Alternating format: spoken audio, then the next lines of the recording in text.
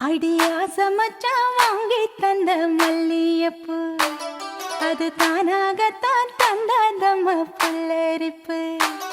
அடியாச மச்சான் வாங்கி தந்த மல்லியப்பு அது தானாக